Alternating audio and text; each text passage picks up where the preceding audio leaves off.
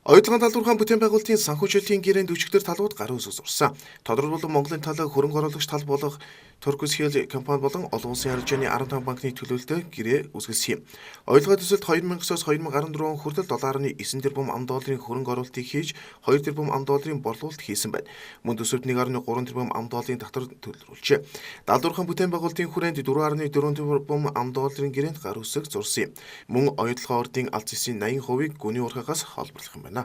Одоо хөрөнгө оруулагч компаниуд өөрөөр хэлбэл олон улсын одоо нэр хүндүхий банк санхүүгийн 20-од байгууллага одоо хувийн эрхлэгчид хөрөнгө оруулагчдын хооронд бол гар үсэг зурах үнийг албачуулах юм одоо ёслол одоо чухал арга хэмжээ өчигдөр боллоо.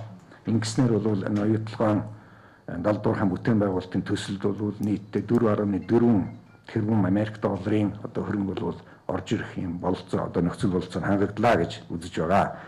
Тэгэхээр $4.4 тэрбум зээл бол тэр чигээр оюутлогын гүний урхан бүтээн байгуулалтад зарцуулагдана.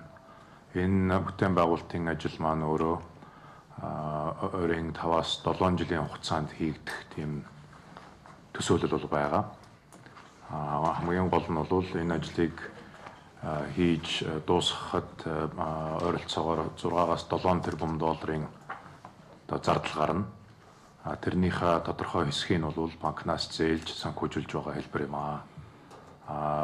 Өнөөдрийн байдлаар бол гүний урхан бүтээн байгуулалтын ажлыг бол бид сэргээгээд явж байгаа.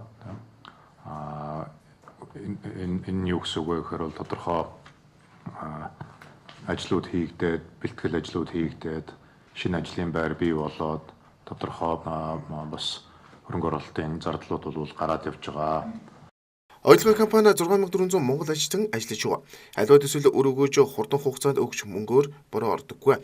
Тиймээс эдийн засгийн хөгжил муутай манайх шиг буруу оронд үрдэн аажмаар мэдэгдэнэ гэдгийг албаныхан онцлсон юм. Зэсийн ханшны хувьд бол олон улсын том байгууллагууд байдаг. 17 он, 18 он, ялангуяа 19 он гэхэд зэсийн ханш бол нэлээд тогтворж нөө. Сая жиргэжил сайдын графикаас харагдаж байна шүү дээ. 11 оноос хойш тогтмол унаж ирлээ. Унсаар байгаад ноож болно гэж байхгүй нь тодорхой шүү дээ. Зэсгүүгээр хүн төрлөختөн амьдрч чадахгүй нь тодорхой шүү дээ. Аль хэрэг энэ цикл үргэлжлэх үү гэдэг таамагууд дээр янз бүрийн судалгааны байгууллагуудын тооцоонууд 1-2 жилийн наантай цаантайгаар зөрдөг. Оюу толгойн түүц дээр яригдж биднэрт бас танилцуулж байсан хэд хэдэн хувилбаруудын дотроос энэ өнөөдрийн өчигдөр гарын үсэг зурдаг энэ төслийг илүү их баталгаатай, илүү их тооцоотой, үндэслэлтэй, амьдрах чадвартай гэж одоо итгүүлсэн нэг том хүчин зүйл бол 18-19 онд бол баталгаатай үн өснө. За яг 11 оны төвшөнд очихгүйг бол бид бүгдээрээ мэдэхгүй. Дашим дуртагт уул урхагаас олборлох зэс алтны агуулмж ил урхагаас олборлож байгаагаас өндөр байдаг юм. Агуулмж өндөр учраас далд урхагаас 1 тонн зэсийн баяжмал олборлох зардлыг ил урхагаас олборлогчноос харьцангуй бага өртгөөр гаргадаг байна.